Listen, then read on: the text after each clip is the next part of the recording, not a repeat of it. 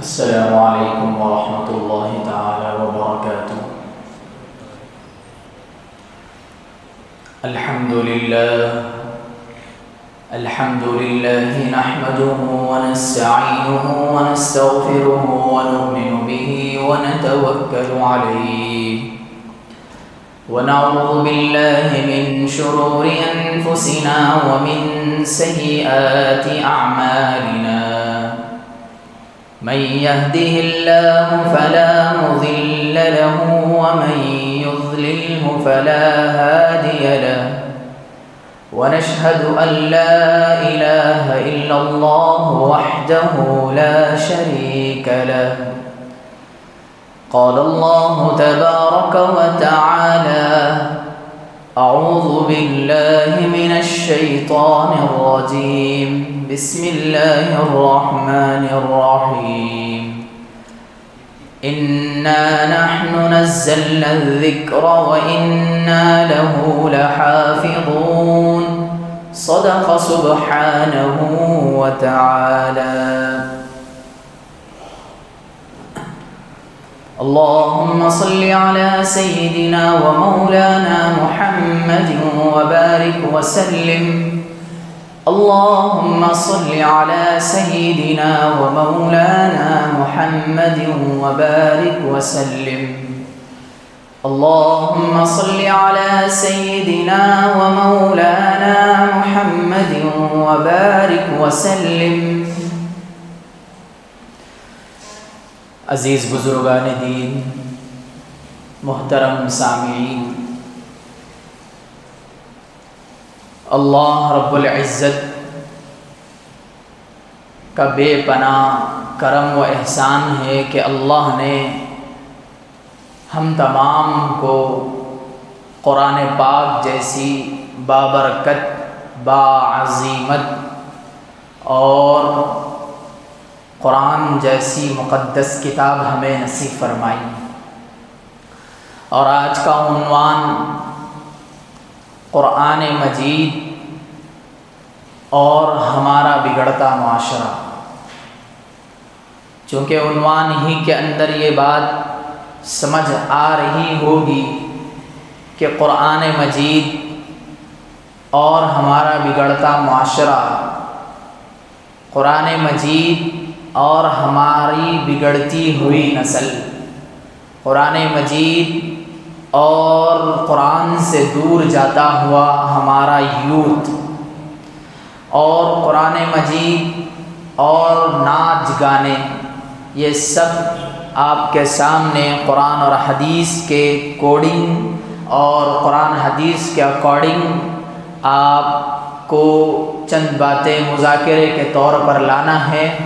دعا کریں کہ اللہ ہم تمام کو سنی گئی باتوں پر سچے دل سے اخلاص سے عمل کی توفیق نصیب فرمائے. عزیز سامعین، یہ جان کر آپ خوشی محسوس کریں گے اور خوش ہونا بھی چاہیے. انسان کو جب کسی چیز کی خوشی لاحق ہوتی ہے تو اس کی خوشی کو اللہ دیکھنا بھی چاہتا ہے. خود نبی علیہ السلام کا فرمان ہے، اللہ اپنے بندوں کے اوپر نعمتوں کا دیا ہوا خزانہ دیکھنا بھی چاہتا ہے. ایسا نہیں ہے کہ آپ کروڑ پتی ہیں، لکھ پتی ہیں، کھرب پتی ہیں، ارب پتی ہیں، جتنے بھی پتی ہیں، یہ سب پتی ہونے کے باوجود اگر آپ اپنے رب کی نعمت، چونکہ رب ہی کی طرف سے عطا ہوئی نعمتوں کے بعد آپ ارب کھرب سکڑ جتنے بھی ساہوکار بنے ہیں، یہ رب کی عطا کردہ نعمت کے بعد ہی ہے. تو رب یہی چاہتا ہے کہ میں اپنے بندے کے اوپر میرا نعمتوں کا ایک امنڈتا ہوا سیلاب بھی دیکھوں. تو اللہ بھی یہی کہتا ہے کہ قرآن جیسی دولت، پہلے تو اللہ نے ہم تمام کو سچا پکا ایمان والا ماں پیٹ پیدا کر دیا. اس کے اوپر 1000 بار بھی اگر ہم شکریہ ادا کریں، یا پھر ہم ابھی سے لے کر قیامت کی صبح تک جب تک ہمارے جسم میں سانس ہے اس وقت تک ہم سجدے میں پڑ جائیں، تب بھی اس کا اللہ کے سامنے شکریہ ادا نہیں ہو سکتا ہے. یہ اس لیے میں کہہ رہا ہوں کہ ہم کو جب آنکھ بند ہو جائے گی، ملک الموت سامنے آ جائیں گے، اس وقت معلوم ہوگا کہ یہ ایمان کتنی پاورفل چیز تھی، یہ ایمان کتنا مضبوط ایک پہاڑ تھا، یہ ایمان کتنا ہمارے لیے خیر کا ذریعہ بن کر دنیا میں ہمارے ساتھ رہا۔ یہ آنکھ بند کرنے کے بعد معلوم ہوگا، اور ان کو بھی معلوم ہوگا جو آج کے زمانے میں اسلام کو چھوڑ کر کسی اور مذہب میں کنورٹ ہو رہے ہیں اور یہ کہہ رہے ہیں اسلام از دا فل، انتہائی اسلام ایک دم ایک عجیب چیز ہے، عورتوں کو پردوں میں رکھتا ہے، مردوں کے اوپر کئیوں ایلیگیشنز لگاتا ہے، کئیوں اس کے اوپر اسلام کے کئیوں آرٹیکلز لگ جاتے ہیں، اس کے اوپر کئی رولز ریگولیشن تھوپ دیے جاتے ہیں۔ ایک عام انسان شہری رہ کر انسان زندگی نہیں گزار سکتا ہے اگر وہ پکا سچا مسلمان ہے۔ اللہ کے نبی نے 1400 سال پہلے ہی کہہ دیا الدنیا سجن المؤمن و جنت الکافر، یہ کافر کے لیے جنت ہے، مسلمانوں کے لیے تو اصل جنت آخرت کی جنت ہے جو اللہ نے سجا کر رکھی ہے، اللہ نے بنا کر رکھی ہے، معمولی معمولی نعمتوں پر، معمولی معمولی ثواب پر اللہ جنت میں موتیوں کے محل تیار کر رکھے ہیں۔ یہ ساری باتیں سننے کے لیے، بولنے کے لیے آسان ہے، یہ ساری چیزوں کو دیکھنے کے لیے انسان کو مرنا پڑتا ہے۔ جب معلوم ہوگا انسان کو کہ میں کتنی بڑی دولت سے آراستہ و پیراستہ تھا دنیا کے اندر، اللہ کے سامنے کہے گا بندہ اے اللہ میں نے اتنی بڑی دولت لے کر تیری دنیا میں گزارا کرا، میں تیری دنیا کے اندر تیری نافرمانی بھی کرتا رہا، ساری چیزوں کے باوجود بھی آج جنت مل رہی ہے، معمولی ایک ذرے کے برابر کے ثواب اور نیکی کے بقدر اللہ جنت دی۔ اسی لیے ہم کو گرو سے کہنا چاہیے، 4-6 کے سامنے کہنا چاہیے، وقال، خود قرآن فرماتا ہے وقال اننی من المسلمین، کہو ڈنکے کی چوٹ پر ہم مسلمان ہیں۔ ایک نہ ایک دن، کچھ دن ہی سے ہی ہم جہنم میں تھوڑا ریفریش ہونے کے لیے جائیں گے، مگر جہنم ہمارا ٹھکانہ نہیں ہے میرے عزیز دوستو، جنت ہمارا ٹھکانہ ہے۔ کیوں؟ لا الہ الا اللہ محمد رسول اللہ ہم نے پڑھا ہے، جس کی وجہ سے ہم جنت میں جائیں گے۔ ہاں تھوڑا بہت جنت چونکہ پاکیزہ جگہ ہے، جنت چونکہ ایک بہت نظیف جگہ ہے، اللہ تھوڑا ہم گندوں کو پاک کرنے کے لیے جہنم کی آگ سے ذرا دھو کر پھر ایک اچھا انسان بنا کر اس کو ایک اچھا موڈیفائی کر کر جنت میں بھیج دیں گے 18 سال کی عمر کر کر۔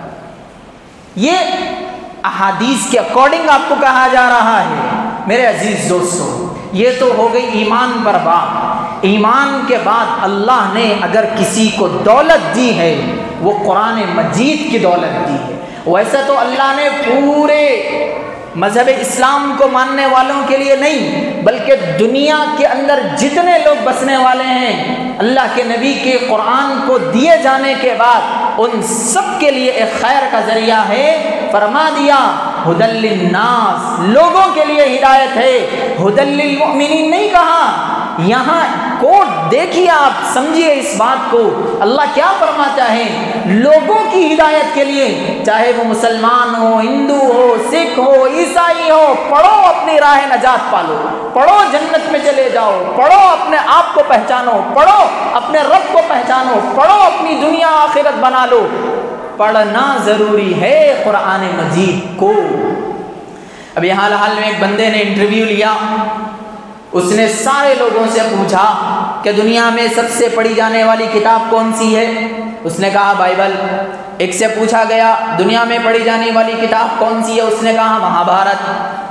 اس نے کہا کہ تھوڑا سا آپ ایک شلوک سنا دو۔ اس نے کہا ایک منتر سنا دو۔ پھر ایک سے پوچھا کہ دنیا میں پڑھی جانے والی کتاب کون سی ہے؟ انہوں نے کہا رگ وید پڑھی جانے والی ہے۔ پھر اس کو کہا کہ اس کا ایک چھوٹا سا شلوک سنا دو۔ کسی نے کوئی شلوک منتر کچھ نہیں سنایا۔ ایک معمولی سے انسان کو ایک جگہ بیٹھا ہوا تھا، اس سے انٹرویو کیا کہ دنیا میں سب سے پڑھی جانے والی کتاب کون سی ہے؟ تو اس نے کہا قرآن مجید اللہ کا کلام ہے۔ تو اس سے یہ بھی اس نے ارشاد فرمایا تھوڑا سا قرآن ہم کو سنا دیجیے۔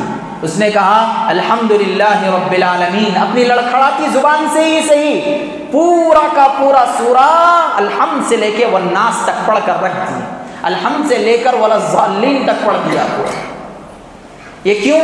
اس لیے کہ قرآن مجید ایک ایسی واحد کتاب ہے پوری دنیا کے اندر جس کو لوگ پڑھنا چاہتے ہیں اور پڑھنے پر سکون محسوس کرتے ہیں۔ آپ ذرا دیکھ لیجئے، ہندوؤں کے منتر اٹھا لیجئے اور بدھ ماننے والوں کی کتاب کی کوئی چیز پڑھ کر دیکھیے، یا پھر اسی طریقے سے جتنے اسلوب پائے جاتے ہیں وہ اسلوب کو آپ ایک مرتبہ اپنی زبان پر لا کر دیکھیے۔ جیسا کہ میں ابھی آپ کے سامنے پڑھ رہا ہوں رگ وید کا ایک منتر، او شدے تراسائی ایم اسودتے مائم ہنو ہمو نمو سیا، یہ کتاب ہو گئی او شدے تراسائی ایم اسودتے مائم نمو نمایا۔ یہ دیکھیے کیسے الفاظ ہیں، یعنی زبان پر چڑھتے ہوئے بھی خاص فرق محسوس نہیں ہوتا ہے۔ وہی اگر آپ قرآن مجید کی ایک آیت تلاوت کر لیجئے، دل کے رگوں کو سکون محسوس ہوگا۔ سچی بات تو یہ ہے ہم قرآن مجید پڑھتے نہیں ہیں، قرآن مجید کو دیکھتے نہیں ہیں۔ کبھی آئیے میرے پاس، کبھی میں اگر آپ کو سچے انداز میں اور بہترین انداز میں، چونکہ یہاں بیان کرتے ہیں، بیان کے بعد آواز تھوڑا ساتھ نہیں دیتی ہے جس کی وجہ سے آواز میں نیچے اونچے ہو جاتا ہے۔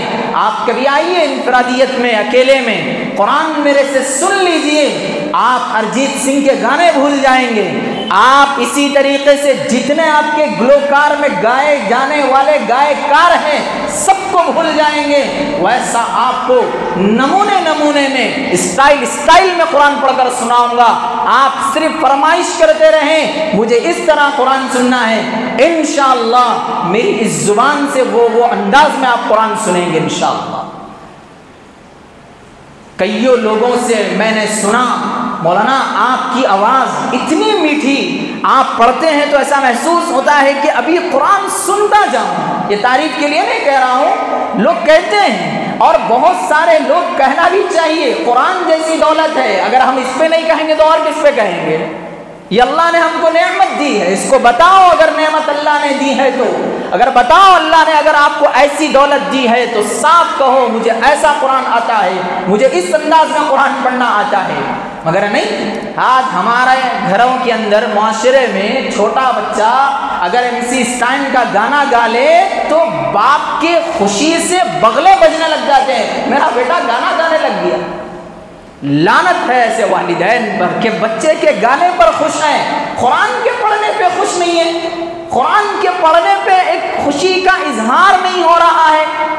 جاہل قسم کی اگر قوم ہو سکتی ہے تو وہ میرے نزدیک ایسی ہی قوم ہے۔ بھائی آپ انگریزی اسکول پڑھا رہے ہیں، فلاں کر رہے ہیں، اگر آپ کا بچہ مکتب میں جا کر مولوی کے سامنے بیٹھ کر سورہ فاتحہ سیکھ لے اور اس کے اوپر اگر آپ خوش نہیں ہو رہے ہیں تو اس زمانے کے سب سے درندے باپ ہو آپ، اس زمانے کے سب سے جاہل باپ ہو آپ۔ اگر آپ کے بچے کے قرآن پڑھنے پر آپ کے قلب کو خوشی نہیں ہو رہی ہو تو سب سے بیوقوف باپ ہو آپ اس زمانے میں۔ اللہ سے دعا کرتے رہیں کہ میں اپنے بچوں کو قرآن کی صحیح تعلیم دوں گا۔ آپ کو تعجب کریں گے، آپ امام اعظم ابو حنیفہ رحمۃ اللہ علیہ جس کی اقتدا کر کر دنیا کا 95% طبقہ نماز پڑھتا ہے کہ ان کی اقتدا کرنے کو اپنے آپ میں افضل سمجھتے ہیں، ان کے بیٹے حماد، امام حماد نے انہوں نے کہا کہ میں اپنے بیٹے کو قرآن نہیں سکھا سکتا ہوں کیونکہ لاڑ پیار میں سیکھ نہیں سکے گا، تو انہوں نے ایک مولوی کو طے کر دیا۔ انہوں نے جب قرآن سکھانا شروع کر دیا اور امام اعظم کے بیٹے نے جب قرآن پڑھنا شروع کر دیا، یاد رکھیے آپ اس بات کو، امام اعظم اپنے بیٹے امام حماد کو ایک عالم دین کو لگا کر قرآن سکھا رہے ہیں، صرف سورہ فاتحہ کے سیکھنے پر، صرف اور صرف قرآن پاک کے سیکھنے پر، الحمدللہ سے لے کے والضالین تک سورہ فاتحہ کے سیکھنے پر 500 اشرفیاں اس مولوی کو ہدیے میں دے رہے ہیں. کتنے؟ 500 اشرفیاں. آپ تعجب کریں گے 500 اشرفیاں یا تو وہ چاندی کی تھی ہوں گی یا تو پھر وہ سونے کے سکے رہے ہوں گے. کتنے؟ 500. آج سے کئی سو سال پہلے کی بات میں آپ کو بتا رہا ہوں. اگر آج کے زمانے میں اس کا ریٹ لگا دیا جائے تو کئیوں کروڑ بن جاتی ہے. یہ قرآن پاک کو سیکھنے کا جذبہ، یہ قرآن پاک کو سیکھنے کے بعد کے والدین کے اثرات، والدین کا تڑپ اور ان کے اوپر ایک خوشی کا ماحول. اور سنیے، آپ تو کہہ رہے ہوں گے چلو مولانا یہ تو پھر بھی امام تھے جس کی وجہ سے ان کو قرآن کی عظمت معلوم تھی تو انہوں نے پڑھا دیے، انعام دے دیے. خلیفہ مہدی کے بیٹے اس زمانے میں، خلیفہ جو وقت کے گورنر ہیں، ان کا بیٹا جب قرآن کے اندر کون سا سورہ؟ سورہ بلد، لا اقسم بہذا البلد وانت حل بہذا البلد، پارے 30 کے اندر ایک سورہ ہے 8-9 لائن کا. وہ لائن کے سورے مکمل اپنے زبان پر رٹ کے آ کے اپنے ابا کو سنانے پر ان کے والد خلیفہ مہدی مکمل محلے کے اندر ایک دعوت کا نظام بنا کر 400 غلام کو آزاد کر دیا. اور ہم کیا کہتے ہیں؟ قرآن پڑھ لیتا مجھا بچہ، تھوڑا ٹائم ملتا باجی کے پاس بھیجتا ہوں. کیسا پڑھ رہا بچہ قرآن؟ اولئک علی ھدی من ربہم واولئک ھم المفلحون. یہ غلیظ سے غلیظ تر انداز میں قرآن پڑھ رہا. اور وہی انگلش کیسا پڑھ رہا ہے بچہ؟ اے پی پی ایپل، بال، بو، کیٹ، ڈاگ، سپیڈ بات کر رہا ہے. کیوں؟ عظمت گھٹ گئی. عظمت کیوں گھٹ گئی؟ قرآن ہی چھنا موزا پڑھ لیتا بچہ، جیسا بھی پڑھ لو قرآن، ماں باپ کو ایکسپٹ. انگلش میں ذری خرابی آ گئی، پورے پیرنٹس میٹنگ کریں گے جا کر اسکول کے اندر، بچہ صحیح نہیں پڑھ رہا. بچے کو کیوں نہیں آ رہا؟ کوشچن آنسر زبانی یاد نہیں ہے، اس کو یہ یاد نہیں ہے، میتھمیٹکس یاد نہیں ہے، وہ فلاں ہنگامہ مچائیں گے، مگر قرآن مجید کے اوپر ذری توجہ نہیں ہے ہمارے پاس. افسوس یہاں نہیں ہوتا، افسوس اس کے آگے ہوتا. یہ سنیے آپ، بعض جاہل ایسے آ گئے معاشرے کے اندر، قرآن پڑھانے بھی پیسے لیتے ہیں. مول صاحب قرآن اللہ کا کلام نا مول صاحب، قرآن کے اوپر اللہ معاف کرے کیسا ہوگا. میں تو کہتا ہوں ایسے جاہلوں کو رہنا ہی نہیں چاہیے دنیا کے اندر. جب تمہاری دنیا کی پڑھائی پڑھانے کے لیے، جب ہم یہ وہ پڑھائی پڑھانے کے لیے جو کہ قبر میں ایک حرف کام آنے والی نہیں ہے، نہ ہی تمہارے کو قبر کے اندر کے فرشتے پوچھنے والے ہیں APPLE کیا ہونے والا ہے بیٹے بولو. اگر تم ایپل بولے تو تمہارے کو آگے لے کے جانے والا ہو. یہ پوچھنے والا نہیں ہے نیچے جانے کے بعد. ہاں مانتے ہیں یہ دنیا کے اعتبار سے آپ صحیح پڑھائی پڑھا رہے ہیں اپنے بچوں کے لیے، مگر یاد رہے اتنی بھی گھٹیا سوچ کہ اس کے پڑھانے پر بھی پیسے لیے جا رہے ہیں تو یہ سوچ شاید ہی اس زمانے کے گھٹیا باپ کے پاس ہی ہو. اگر آپ ایسا سوچتے ہیں تو کہہ رہا ہوں، اگر ایسا نہیں سوچتے ہیں تو بڑی قسمت والی بات ہے. اب سنیے، اب ایک زمانہ تھا، اس زمانے میں لوگ کہتے تھے کہ مدارس کے اندر غریب بچے، یتیم اناتھ بچے جس کے کوئی سہارا نہیں ہے، وہی بچے پڑھ دھڑ کر حافظ بن جاتے ہیں. یہ امیر باپ کے بچوں کا کوئی کانسیپٹ نہیں ہے حفظ کو یاد کرنے کا. آپ مغل کی تاریخ اٹھا کر دیکھیے، کتنے بادشاہوں کی اولادوں نے قرآن حفظ کر لیا تھا. مغل بادشاہوں کے اندر بھی کتنے لوگ قرآن کی تلاوت میں مشغول ہوتے تھے، اور مغل بادشاہ کی اپنی بادشاہ کے فرائض انجام دیتے ہوئے بھی قرآن کے مخصوص صورتوں کو یاد کر کر رکھ دیتے تھے. پنسورہ آپ نے سنا ہوگا نام، جس کے اندر مخصوص سورے آتے ہیں، وہ صرف بادشاہوں کے یاد کرنے کے لیے بنایا گیا تھا. پنسورہ جو مخصوص بڑے بڑے سورے ہیں، وہ سورے آج ہمارے چھوٹے چھوٹے نوجوان، ہمارے چھوٹے چھوٹے بچے آج زبانی یاد کر لیتے ہیں اس کو. اور ہمارے بڑوں کا حال کیا ہے؟ صبح اٹھ رہے ہیں یا پھر رات میں سو رہے ہیں، رات میں سوتے وقت واٹس ایپ کی دنیا کی جھوٹی خبروں کو دیکھ کر سو رہے ہیں، صبح اٹھنے کے بعد ہاتھ میں چائے کا کپ ہے، یہ ہاتھ میں اخبار ہے، اس کے ذریعے سے ہمارے بڑوں کی صبح ہے، اور یہی ہو رہا ہے۔ اور اللہ نے قرآن کے اندر 6666 آیتوں کے سچی باتوں کو ذکر کر دیا، کوئی پڑھنے کے لیے تیار نہیں ہے۔ اخبار کے اندر ہزاروں باتیں جھوٹی ہوتی ہیں مگر اس کو شوق سے پڑھنے تیار ہے۔ اب قرآن کو اتنا اگر ہمارا سوتیلا سلوک رہے گا تو اب بتاؤ کیا ہم قرآن کے ذریعے سے جنت میں جائیں گے؟ سورہ ملک ہے قرآن کے اندر، تبارک الذی بیدہ الملک وہو علی کل شیء قدیر نام سے سورہ، وہ سورہ اگر کوئی بندہ سونے سے پہلے اگر پڑھتا ہے سورہ ملک، تو کل قیامت میں اگر اس بندے کے نام اعمال ذرے بھی خراب نکلے، اگر اللہ نے جہنم کا فیصلہ کر دیا تو سورہ ملک دائیں بائیں آزو بازو آ کر کھڑے گا، اس کو آپ جہنم میں نہیں ڈال سکتے اللہ، یا تو آپ مجھے قرآن سے ڈیلیٹ کر دیجئے یا پھر اس کو جنت میں ڈال دیجئے، لڑے گا آ کر اللہ کے سامنے کہ اللہ اس کو فوراً جنت میں ڈال، مگر نہیں۔ رات ہماری آدھے گھنٹے کھانے کھانے کے بعد چغلی، غیبت، ایک دوسرے کے تہمتیں، یہ ساری چیزوں کے بعد تھک جاتا ہے آدمی، سو جاتا ہے، معلوم تک نہیں ہوتا ہے۔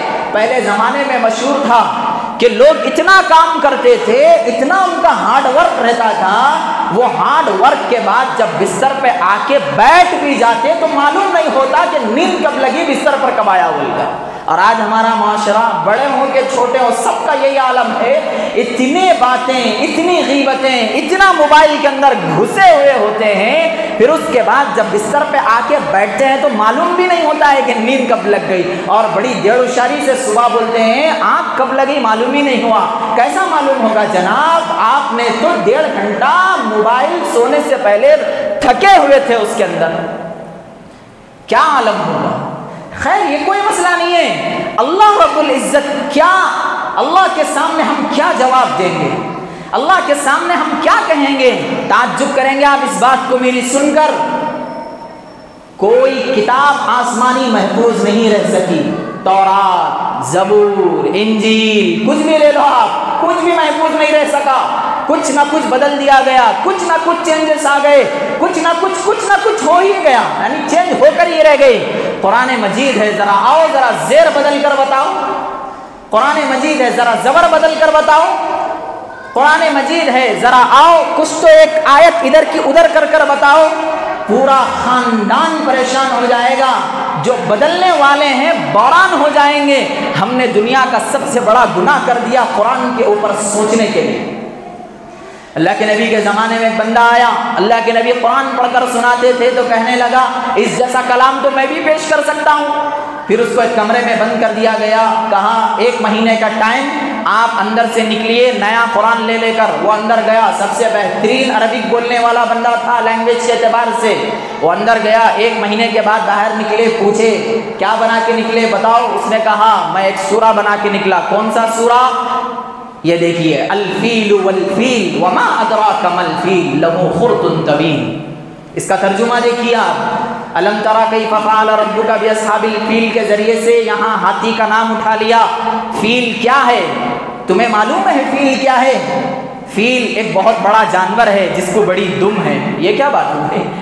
یہ بنا کر سارے لوگوں میں پیش کر دیا تو لوگوں نے جتنی عزت سے اس کو بلایا تھا گلے میں جوتوں کا ہار ڈال کر واپس کر دیا۔ یہ ہو قرآن کا ایک ایک حرف نہ بدل سکتا ہے، نہ کوئی بدلنے کی طاقت رکھ سکتا ہے۔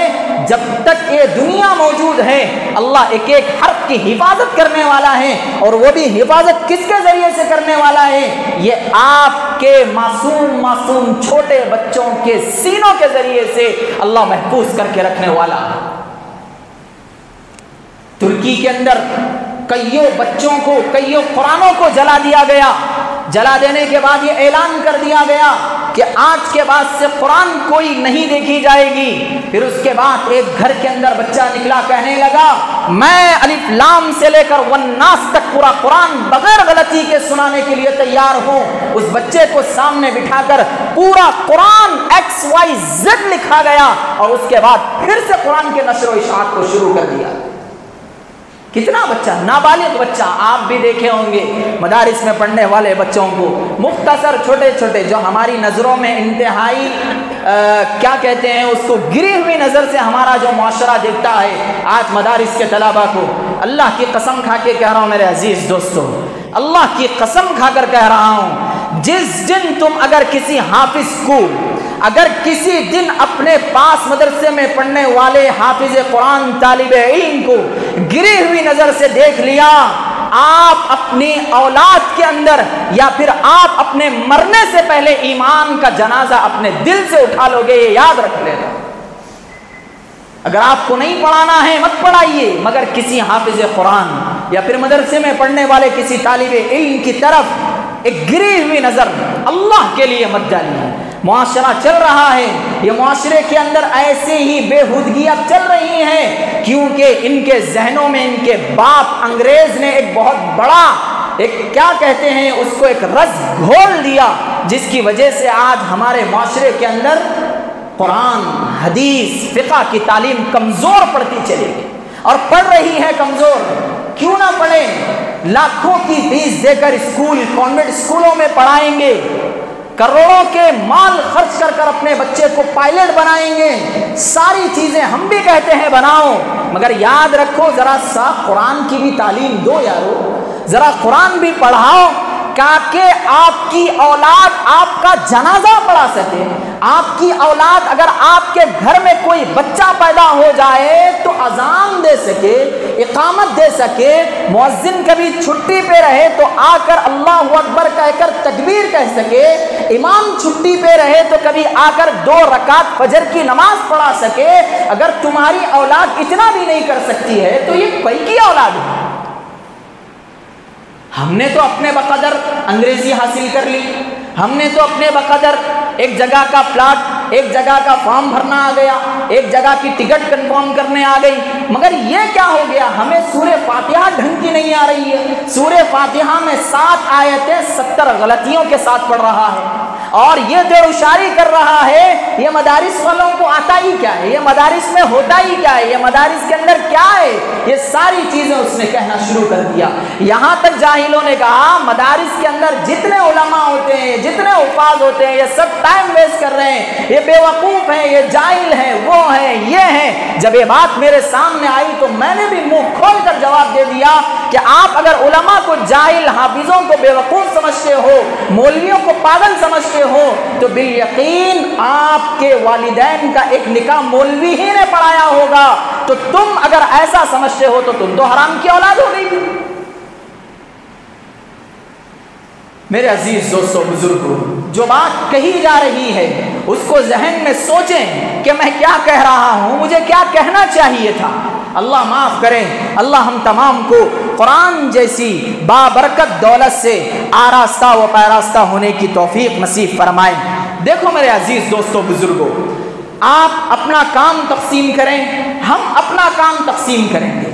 अल्लाह ने क्या फरमाया कि उलमा अंबिया के वारिस होते हैं। अंबिया दीनार दराहिम नहीं छोड़ के जाते हैं, वो मजहब इस्लाम की हिफाजत करने के लिए लगे हुए हैं। जब वो मजहब इस्लाम की हिफाजत करेंगे तो तुम्हारी जिम्मेदारी है इनकी निगाह, इनकी तरफ मोहब्बत की निगाह डालें और इन्हें अपने जरिए से खूब ताउन फरमा कर इनके मदारिस के अंदर मुहकम मुस्तहकम इस्तेहकाम पैदा करें, इनके अंदर एक मजबूती लाएं। इनको ये कहें कि तुम सिर्फ मदारिस के अंदर तलबा को तैयार करो, बाकी के काम हम संभालेंगे। ये बदल गया, मदारिस में पढ़ा भी रहे उलमा और मदारिस के तलबा की हिफाजत के लिए, मदारिस के एतबार से चंदे के लिए फिर भी रहे हैं उलमा। गुजरात जैसे इलाके के बारे में आपको एक बात सुनाता हूँ। वहाँ के लोगों ने कहा कि गुजरात का कोई बंदा बाहर जाकर चंदा नहीं करेगा। क्यों? आज हमारे ही से, यानी हम खुद मदारिस को चलाएंगे, ہم خود یہاں مدارس کے طلبہ کی کفالت کریں گے، کہیں اور جا کر وہاں سے کفالت کے لیے وہاں سے کفالت کا پیسہ لانے کی ضرورت نہیں ہے۔ آج بھی چنئی کے اندر ایک مدرسہ ایسا ہے، باقیات الصالحات، کئی ایک مدرسے ایسے ہیں، ایک بندہ پورے مدرسے کو چلاتا ہے، ایک ایک بندہ ایک ایک مدرسے کے مکمل انتظامیہ کی صلاحیت پیدا کر کر اپنے اوپر وہ طاقت قوت پیدا کر لیا ہے۔ آج ہمارے معاشرے میں اگر کوئی بچہ مدرسے میں پڑھ رہا ہو یا پھر مدرسے کی طرف کچھ پیسے کی بات آ جاتی ہے تو ہمارے پاس شاپنگوں کے لیے کروڑوں روپے، ہمارے پاس بینک بیلنسوں کے لیے ہزاروں پیسہ اور پھرنے کے لیے نئی نئی گاڑیاں ہوں گی، مگر مدارس مساجد کے اوپر خرچ کرنے کے لیے وہی 54-58 ہمارے پاس رہے۔ اور یہ کہتے ہیں لوگ کیا کر رہے ہیں، کیا ہو رہا ہے؟ میرے عزیز دوستو، ہندوستان کے اندر اللہ کی قسم اگر اسلام بچا ہوا ہے یہ انہی ٹوٹے پھوٹے مدارس کی وجہ سے، یہی بچوں کے جو پیجامے جس کے پھٹے ہوئے ہوتے ہیں، کرتوں کے اوپر جس کے پیوند لگے ہوئے ہوتے ہیں، یہی بچے قرآن مجید کو اور اللہ کے نبی کی احادیث کو محفوظ کرے ہوئے ہیں، اور میں اور آپ فتنوں سے بچ کر ایک اکیلے اللہ کو سچا مان کر اب تک کی زندگی گزار رہے ہیں۔ بند کر دو یہ اگر مدارس کو، اگر بند کر دیا جائے مساجدوں کو، بند کر دیا جائے خانقاہوں کو، ذرا اپنی ایمان کی حفاظت کر کر بتاؤ۔ اگر ہم علماء بھی پیاز کی بنڈی لگانا شروع کر دیں، اگر کوئی بقالہ کھولنا شروع کر دیں، یا پھر کوئی کرانہ دکان کھولنا شروع کر دیں، یا پھر کوئی اپنا تجارت کا کام شروع کر دیں، تو مذہب اسلام کو آپ بچاؤ گے؟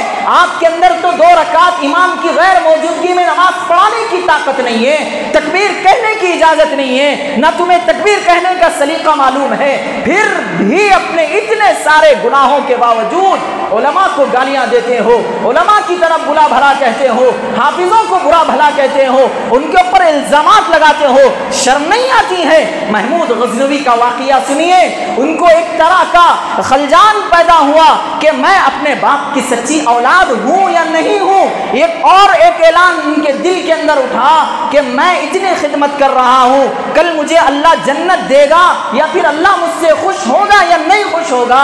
ایک اور ان کے دل کے اندر ڈاؤٹ یہ تھا، یہ علماء انبیاء کے وارث ہیں، جبکہ یہ لوگ پڑھتے ہیں تو ہم کیا ہیں، اللہ ہم سے راضی نہیں ہے۔ اس طرح ان کے دل کے اندر 3 ڈاؤٹ اگر پیدا ہو گئے، یعنی پیدا سچی میں پیدا ہو گئے، اس کے بعد انہوں نے رات کے کنارے پر ایک طالب علم کو اپنی آنکھوں سے دیکھا، اس کے بعد اس بچے کے قریب گئے، کہنے لگے بیٹے کیا کر رہے ہو؟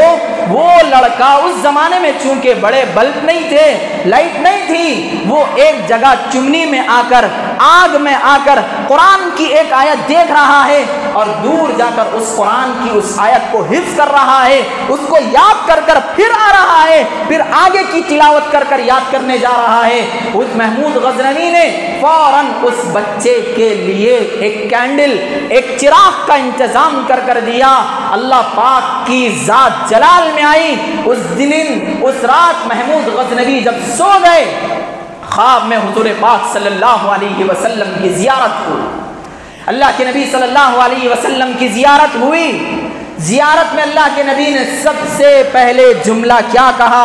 اشارے میں پوری بات کر کر اللہ کے نبی چلے گئے، اے سبکتگین کے بیٹے، محمود غزنوی کے والد کا نام تھا سبکتگین کے بیٹے، معلوم ہو گیا کہ میں سچے باپ کی اولاد ہوں۔ سبکتگین کے بیٹے، تو نے میرے وارث حافظ کی مدد کی، جس کی وجہ سے اللہ تیرے سے راضی ہو گیا اور تیری جنت پکی کر دیا۔ کیا دیا انہوں نے؟ ایک معمولی سا چھوٹا سا کینڈل، معمولی سا چراغ، معمولی سی آگ دی تھی انہوں نے، اللہ کو اتنا پسند آ گیا، اللہ نے دنیا میں رہتے ہوئے جنت کی بشارت دے دی۔ اور آج ہمارے معاشرے کے اندر چاہے مسجد کا خرچ ہو، مدارس کا خرچ ہو یا پھر کسی اور جگہ کا خرچ ہو، دینے کے ساتھ ساتھ 50 باتیں ایڈیشنل کر کر دیتے ہیں، پھر اس کے بعد کہتے ہیں میں کئیوں مدارس کو پیسے دیتا ہوں، کئیوں مساجدوں کی امداد کرتا ہوں، مجھے کچھ نہیں ہو رہا ہے۔ نیت بگڑ گئی میرے بھائیوں، نیت بگڑنے کی وجہ سے یہ ساری چیزیں ہو گئی۔ اپنی اولاد کو ننگے پن سے بچاؤ، اپنی بہن بیٹیوں کو گھر کے اندر اسلامی تعلیم کے اوپر لاؤ، اگر آج اپنے بچوں کو آپ ان غلیظ ملوث حرکتوں سے اگر نہیں بچایا، مکاتب کی مدارس کی تعلیم اگر نہیں دی اپنی بچیوں کو، اپنی بیٹیوں کو، آپ دیکھنا کالج کے نام پر آپ کی بچیاں اویو میں نظر آئیں گی، آپ کے بچے کسی جگہ سٹا بیڑی سگریٹ پیتے ہوئے نظر آئیں گے، کسی بڑی بڑی شراب کی عادتوں میں ملوث نظر آئیں گے، جوے میں نظر آئیں گے۔ آپ نے کہیں دیکھا کسی حافظ قرآن کو کہ وہ سگریٹ پیتا ہوا، یا پھر آپ نے کہیں دیکھا کسی حافظ قرآن کو کہ وہ نشے کی دھت میں لگ کھڑا ہوا ہے؟ آپ نے کسی عالم دین کو دیکھا کہ وہ چرس میں مشغول ہو گیا ہو، پتے کھیلنے میں مشغول ہو گیا ہو؟ کیوں؟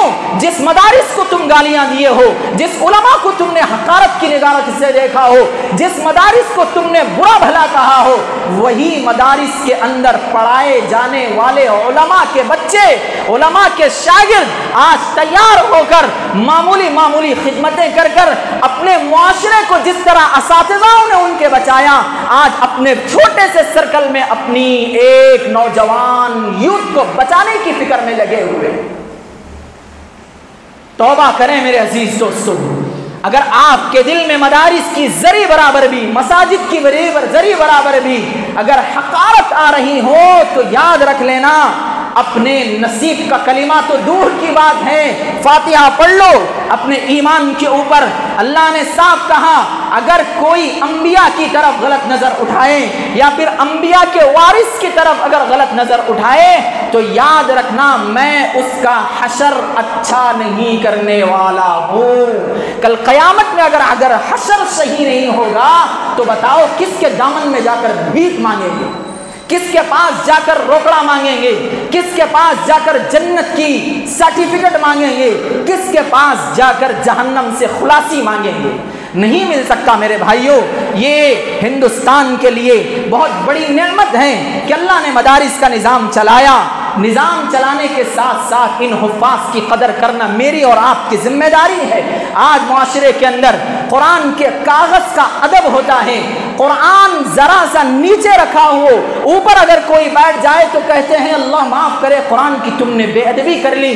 واقعتاً یہ بے ادبی ہے، مگر جس کے دل میں پورے 30 پارے، 114 سورے، 6666 آیتیں، 600 سے زائد صفحات جس کے سینے میں موجود ہیں، اس کی ذری برابر قدر نہیں ہے۔ اگر وہ آپ کے بچوں کو پڑھا کر کچھ پیسے مانگنا چاہتا ہے، اس کی طرف گری ہوئی نظر، اس کو یہ کہتے ہوئے نہیں شرمتے ہیں کہ مولانا یہ پڑھانے کے لیے بھی پیسہ لیا جا رہا ہے۔ اب بتاؤ قیامت کی سب سے بڑی نشانی تو ہو ہی گئی۔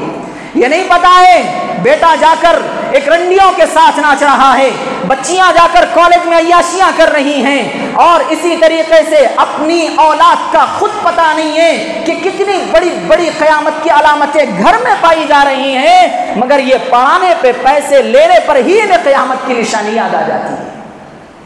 توبہ کریں میرے عزیز دوستو، اگر یہ آج ہم توبہ نہیں کریں گے تو یاد رکھو کل قیامت میں بڑی خطرناک پکڑ ہوگی۔ غزوہ احد میں کئی حفاظ شہید ہو گئے۔ اب دیکھیے حفاظ کا مرتبہ نبی کیسا فرما رہے ہیں۔ اب قبر میں ایک قبر میں 2 حافظوں کو ڈال دیا جا رہا ہے، ایک قبر میں 3 کو دفن کیا جا رہا ہے۔ اللہ کے نبی نے کہا ایہم اکثر آخذ للقرآن فیقدمہ۔ اللہ کے نبی فرماتے ہیں تم میں یعنی جو یہ میت ہیں، یہ جو حفاظ شہید ہوئے ہیں، ان میں سے قرآن کس کو زیادہ یاد تھا اس کو سب سے پہلے دفن کرو، پھر اس کے بعد دوسرے آدمی کو دفن کرو۔ اسی طریقے سے اللہ کے نبی صلی اللہ علیہ وسلم نے یہ اعلان کر دیا جس قبرستان میں سچا پکا حافظ دفن ہوتا ہے، اللہ وہاں کے مردوں کے اوپر سے اپنے عذاب کو ہٹا لیتا ہے۔ یہ ہے مقام و مرتبہ۔ اور ہم نے کیا سمجھ لیا ہے؟ ہم نے تو اس ڈگری کو اتنی فالتو ڈگری سمجھ لیے ہیں، اس کی کوئی حد نہیں ہے۔ میرے بھائیوں بزرگوں، اچھے سے اپنے آپ کو سدھاریں، اپنے آپ کو نہیں پڑھانا ہے مت پڑھائیں، مگر پڑھانے والوں کی طرف غلط نظر، غلط رویے سے اپنے آپ کو سدھار لیں، اللہ کا واسطہ ہے۔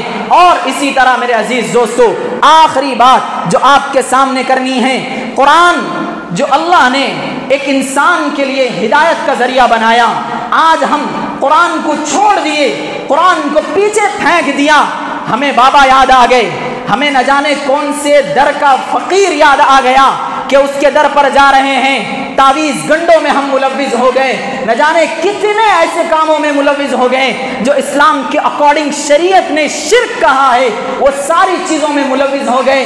کیا تمہیں اللہ کے نبی کا وہ پاٹ یاد نہیں ہے؟ خود نبی کے اوپر جب جادو کا اثر ہوا، اللہ کے نبی نے کہا قل اعوذ برب الفلق سے لے کر ناس کی اینڈنگ آیت پڑھ لو، اللہ تمہیں شفا دیں گے۔ مگر ہمارے معاشرے میں لوگ پڑھتے ہیں، الٹا مولویوں سے آ کر یہ کہتے ہیں اثر ہی نہیں ہوتا ہے مولانا، ذرا فجر کی نماز پڑھو، فجر کی نماز پڑھ کر اس دعا کو پڑھو، ظہر کی نماز کی پابندی کرو، عصر کی نماز کو آؤ، مغرب کی نماز، شاید جتنی بھی مصروفیات ہو، آؤ اللہ کے دربار میں نمازوں کا اہتمام کرو، جب جا کر آپ کی یہ قرآن کی آیتیں اثر کرنا شروع کرے گی۔ قرآن جھوٹا نہیں ہے، ہم جھوٹے ہیں، قرآن جھوٹا نہیں ہے، ہمارا دل جھوٹا ہو چکا ہے، قرآن جھوٹا نہیں ہے، ہماری عقلیں جو بے وقوف عقلیں ہیں وہ جھوٹی ہو چکی ہیں، ہم قرآن کے اوپر الزام لگاتے ہیں، ساری چیزیں کر لیا مولانا کوئی اثر نہیں ہو رہا، اب کوئی نہ کوئی بابا کا نمبر دے دیے، اب جائیں گے بہن بیٹی کو بٹھائیں گے تباہ وہ برباد کر دیں۔ آؤ میں تمہیں بتاتا ہوں، میں تمہیں سب سے بڑا بابا ہو کر بتاتا ہوں، سورہ بقرہ گھروں کے اندر تلاوت کرنا شروع کر دو، موبائل میں نہیں، ٹی وی میں نہیں، اپنی زبان سے پڑھو، گھر کے ایک ایک کونے میں آواز جائے جیسا پڑھو، پھر دیکھنا تمہارے گھروں کے اندر جادو کا اثر ہو جائے، پھر دیکھنا تمہارے گھروں کے اندر اثرات گھس جائیں، پھر دیکھنا تمہارے گھروں کے اندر تعویذ گنڈے پلیتے لیمبو ٹنگانے کی اگر ضرورت پڑ جائے، پڑھتے نہیں ہیں، بچوں پہ نظر ہو جاتی ہے، آیت الکرسی تو بھول گئے، ہندو اور مسلمان سب کے لیے یہ آیت الکرسی ایک ایسی بڑی دولت ہے، ذرا پڑھو تو صحیح سچے ایمان سے، ذرا پڑھو تو صحیح سچے یقین کے ساتھ، اللہ اگر ایمان کے ساتھ اگر تمہاری زندگیاں نہ بدل دے تو کہنا آپ یہ قرآن سچے میں ہمارے لیے ہدایت نہیں، نعوذ باللہ من ذالک۔ یہ ارادہ کریں میرے عزیز دوستو بزرگوں، قرآن جیسی دولت، قرآن جیسی بابرکت کتاب، قرآن جیسا معظم تحفہ اللہ نے مجھے دیا ہے، یہ دیکھ لیں اپنی بچی کو شادی کے وقت میں لال غلاف میں رکھ کر، لال ڈبے میں رکھ کر باپ بڑے سمان سے بیٹی کے سر پر رکھ کر دے دیتا ہے، اور یہ کہتا بھی ہے کہ میں قرآن بچی کو دے دیا، مگر وہ جاہل باپ کو یہ کہنا کیوں بھول گئے کہ تم اپنے بچی کو یہ بھی کہو بیٹی ذرا قرآن کھول کر پڑھ، ذرا قرآن کی آیتوں کو پڑھو، ذرا قرآن کے اندر دیکھو کہ کس طرح صحابیاں نے اپنی زندگیاں گزاری، نبی کی بیویوں نے کس طرح اپنی زندگی کو سنوارا، اللہ کے نبی کیا فرماتے ہیں۔ یہ نہیں ہونے کی وجہ سے ہماری مائیں، ہماری بیٹیاں جس گھروں کو بھی جا رہی ہیں 6 مہینے کے بعد وہاں سے طلاق کی سرٹیفکیٹ لے کر آ رہی ہے۔ کیوں؟ یہ ہم صرف اور صرف ڈرامے دیکھے ہوئے ہیں، سیریلز دیکھے ہوئے ہیں، جس کی وجہ سے باپ فارمیلٹی کے طور پر قرآن دے رہا ہے، بچی قرآن لے رہی ہے، جا رہی ہے، 6 مہینے کے بعد جب آ رہے ہیں تو ایک طرح کی افراتفری خاندان میں مچی ہوئی ہے۔ قرآن پڑھو، قرآن دیکھو، قرآن پڑھنے والوں کو نظر سے دیکھو، گانے بند کر دو سننا۔ نوجوان دوستو، گانوں کے اندر تمہیں جب بھی گانا سنایا جا رہا ہے تمہیں اسلام سے پھیر دیا جا رہا ہے، آؤ ذرا قرآن کی طرف، آؤ ذرا اللہ کی نعت کی طرف، آؤ ذرا قرآن کی چھوٹی چھوٹی آیتوں کی طرف، آؤ قرآن کی بہترین تفاسیر کی طرف، انشاءاللہ ثم انشاءاللہ اللہ رب العزت ہم تمام کی زندگیوں کو ضرور بدلیں گے اس قرآن کی بدولت سے۔ اللہ سے دعا ہے کہ اللہ تعالی ہم تمام کو قرآن کی صحیح حفاظت کرنے کی توفیق نصیب فرمائے۔ اللہ سے دعا ہے کہ اللہ تعالی ہم تمام کو حافظ قرآن بچوں کی، اپنی اولاد کی خوب حفاظت کی توفیق نصیب فرمائے، اور ان کو اچھی نظروں سے دیکھ کر انہیں اپنا آئیڈیل بنانے کی توفیق نصیب فرمائے۔ وآخر دعوانا ان الحمد للہ رب العالمین۔